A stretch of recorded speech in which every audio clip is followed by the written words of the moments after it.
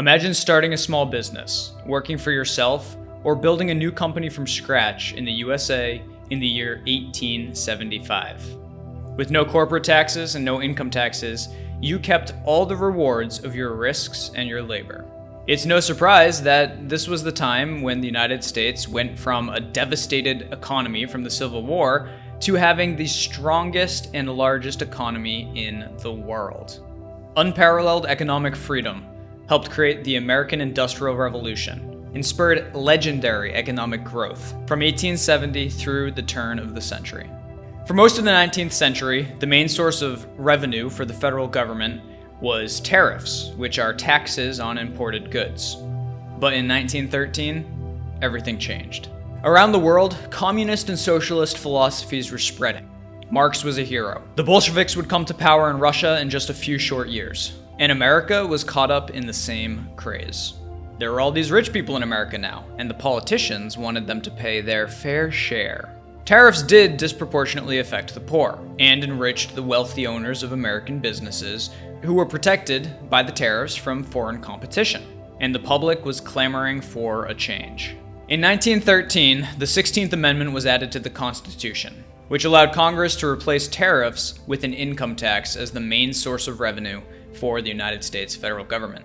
The first income tax code was just 4 pages long, and the top tax rate was 7% on incomes over $500,000, which would be $12 million in today's money. Plus, anyone earning under $76,000 in today's money, which was most people, paid no income taxes at all. That's how nice the tax code was. The wealthy paid all the taxes, and the poor and even most of the middle class paid absolutely none. And people felt pretty good about that. But it didn't take long for things to change. Tax rates went up, exemptions fell, and debts mounted from the Great War, or World War I, as it would later become known. By 1918, top earners handed over 77% of their income.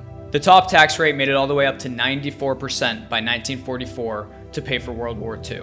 2 years earlier, President Roosevelt proposed a 100% tax rate to fund the war, arguing no American citizen ought to have a net income after he has paid taxes of more than $25,000 a year, about $300,000 today. You know, like those greedy doctors who spent 12 years and $500,000 in medical school. At the same time, the exemption fell, and the lowest tax bracket rate spiked to 23%, 23 times higher than it was before.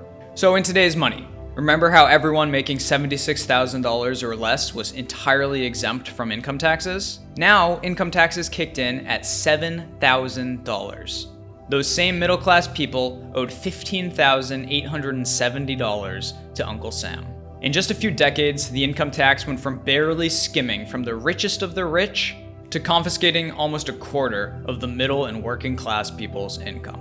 What happened with the income tax is what always happens with taxes. They start off only targeting the rich, but inevitably, the rates go up and everyone pays. The alternative minimum tax is another great example. The AMT originally targeted 155 people who were making over what would be $1.1 million today, but weren't paying any federal taxes because of exemptions and loopholes. But the tax rate was never adjusted for inflation. By 2017, 5 million taxpayers were paying extra taxes because of the AMT, and more than half of them made less than $200,000 per year. Same story with self-employment taxes. Today, people who are self-employed pay double the payroll taxes of the typical worker. The government forces them to cover both the employee and the employer contributions to Social Security and Medicare. So the self-employed are out 15.3% of every dollar they earn before we even start talking about income taxes.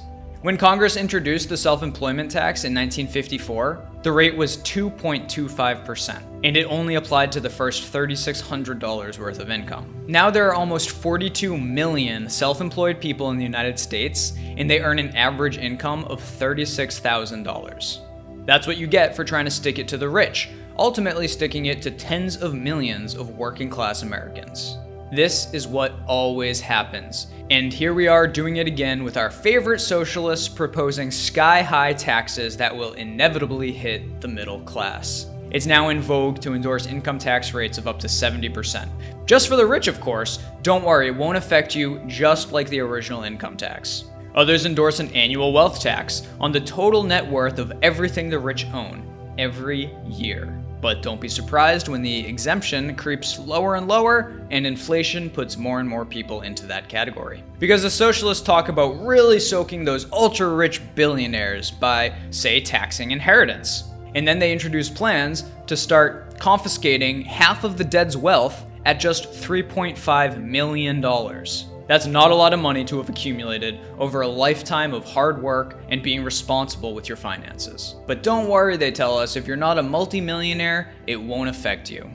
And that may very well be their intention, but rest assured that will change.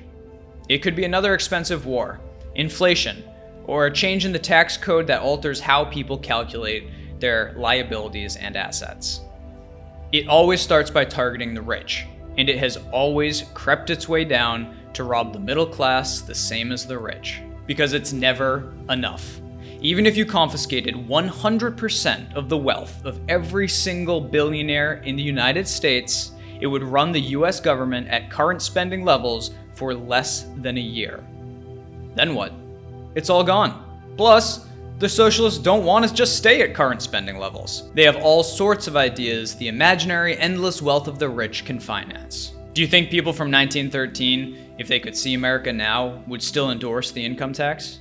Probably not, if they could see which people ended up with the burden. I'm Joe Jarvis. Thanks for watching. Come back and see me again soon.